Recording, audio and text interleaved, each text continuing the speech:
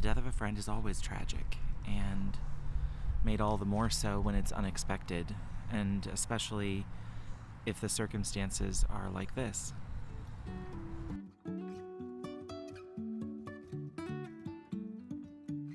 I needed to make sure that I did a video talking about mental health and chronic illness, and more specifically suicide and chronic illness. While my friend that died by suicide last week does not have IBD, they were diagnosed with a chronic illness a number of years ago and have really been struggling with loneliness and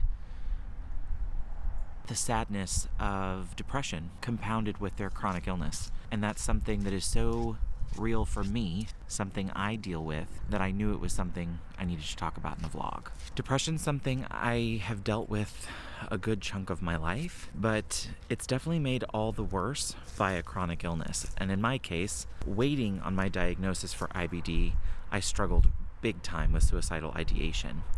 And if you think about it, that kind of makes sense, because people with a chronic illness, in my case specifically IBD, the pain you're dealing with is so incredibly great. I remember having discussions with Ricky before I was diagnosed where I was in so much pain that I found myself genuinely in a deep depression and saying things that in hindsight now I know were a result of the pain. But if I think back to 2019 before I was diagnosed, I wasn't sleeping more than about 4 hours a night because I couldn't get comfortable with the anal fistulas and all the pain I was going through at the time. And so since I wasn't sleeping, I wasn't able to sit on a couch. I wasn't able to lie down for very long without pain. I was up walking all the time, and I was so exhausted that I remember saying on lots of different occasions, and I was saying it semi-jokingly, trying to find some levity in a sad situation, but I was saying things like, push me down the stairs, push me out in front of traffic, because genuinely, the pain is so great. And in the situation I was in at the time, we didn't know what it was. We didn't know what the diagnosis was. Between the end of 2019, when I started to get sick and have real horrible symptoms from September of 2019 to March of 2020, there was a lot of feelings,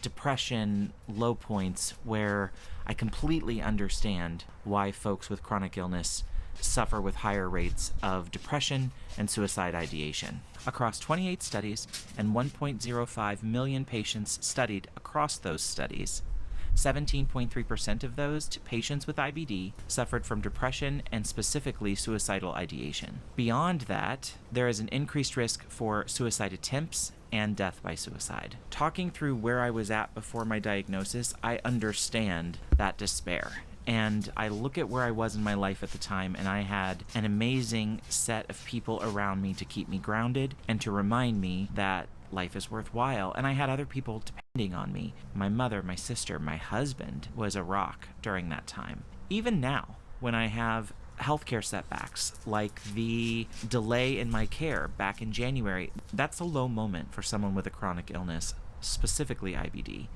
But in those low moments, I'm not going to pretend like I haven't had that negative self-talk, scary thoughts bordering on suicide ideation. I think that's very typical, because when you're in pain, when you're suffering, and when you don't see an end to the suffering, or you feel helpless to it, which a lot of us with chronic illness are, in a lot of ways, at the mercy of our insurance companies for the care we receive, which ultimately decides the outcomes. It becomes a vicious cycle of helplessness that can be compounded by depression and suicidal ideation.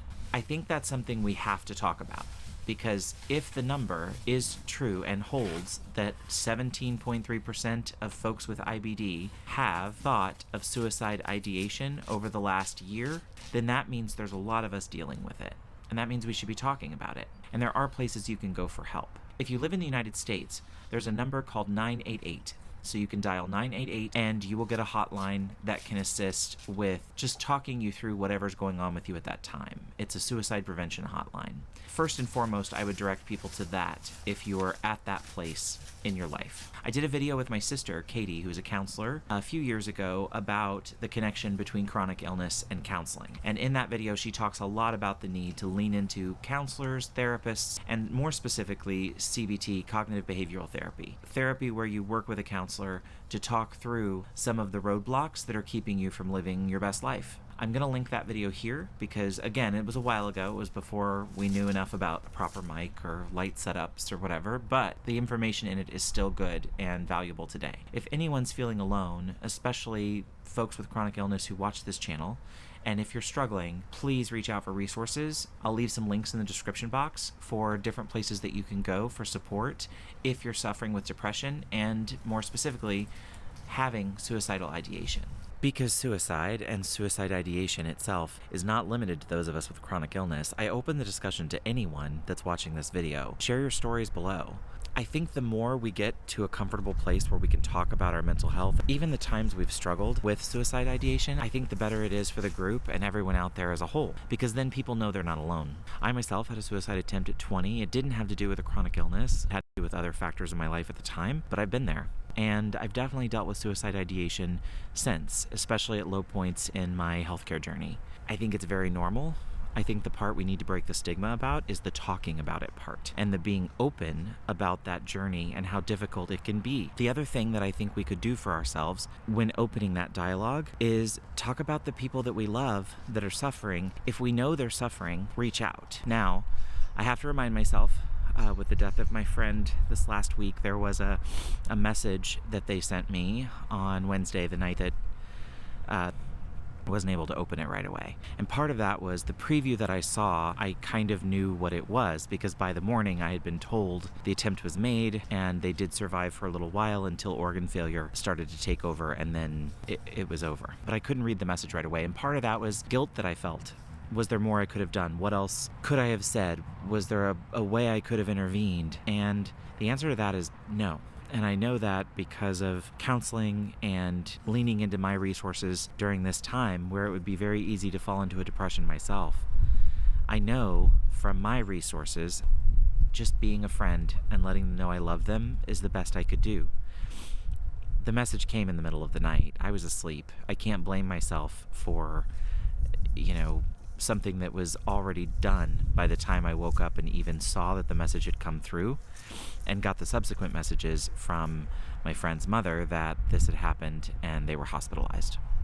I think the main takeaway for me when it comes to this discussion, and the thing that I think has kept me going, I've had a great support system of people who love me and have caught me when I've been in a dark place. The value of that is I've had people who know me well enough to go, hey, you don't seem like you're in a good place, do you need to talk? But if you're in a situation like I was, where that text comes in the middle of the night, or you don't see it right away, the burden of blame is not on you. No matter what is said in the message,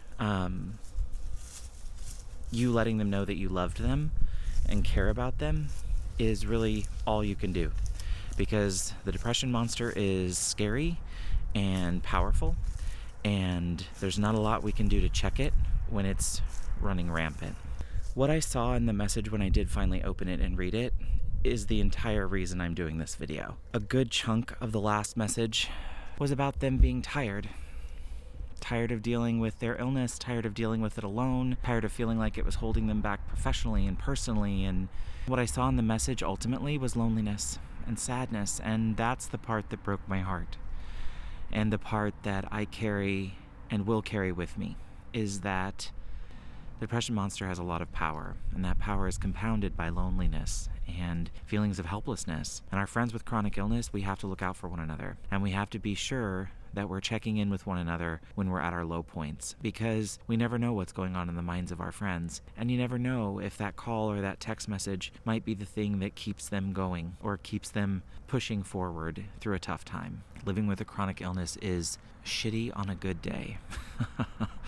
But there are a lot of bad days and a lot of reasons for depression and a lot of reasons for suicide ideation. And if you're suffering, I really hope that you understand you matter, and there will be tomorrow, and we have to hope that it will be better than today, because that's the reason we all keep pushing forward. And I want you to keep pushing forward. And if you need help, please reach out for help, because someone out there cares. Someone out there is going to get that call and it's going to break them. And as sad as I am for the loss of my friend, I'm 10 times as sad for his mom, who really is suffering right now and going through it, because it's going to be a long, hard year for her.